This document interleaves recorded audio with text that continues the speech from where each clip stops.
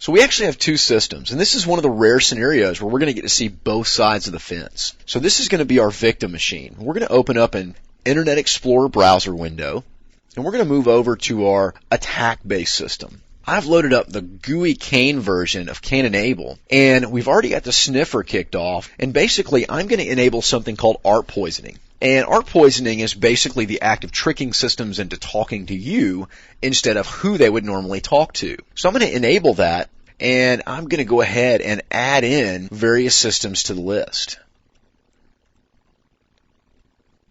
And I'm going to grab all traffic between 1 and .32 because that's the default gateway. And I'm going to grab all information between 2 and 32 because that's the DNS server. So it's going to go ahead and kick off the poisoning process, which is going to trick both of those systems into talking to me instead of each other. So at this point, not a lot of traffic's going on between the two systems.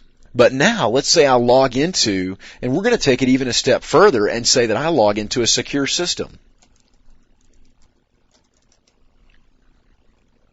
So I'm going to attempt to connect to the system. I'm going to go through my regular process. And in just a moment, you're going to notice we will have connected to that system.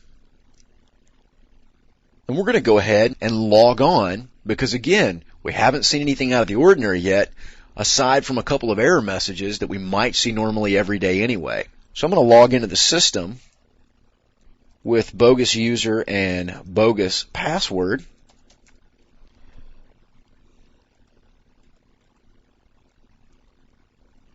And at this point, we would be going through the authentication process. If we come back over here, what you're going to notice is I'm running full and half routing between those systems and all communication that's taking place here. So if I notice over here,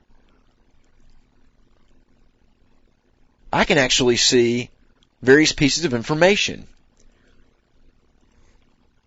In this scenario, we can actually see all of the specific connection information associated with that process. So there's quite a bit of detail here. Again, we're gathering information by placing ourselves in the very middle of the communication process.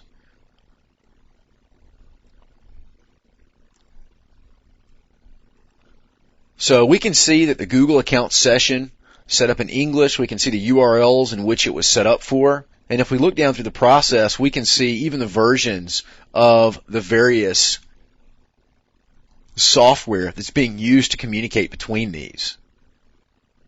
We can even see the URL where the authentication took place between those systems. Now, if we wanted to log on with a real account, for example,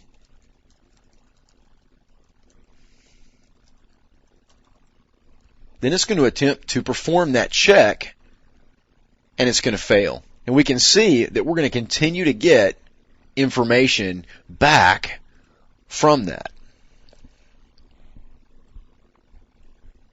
So if we look at these text files,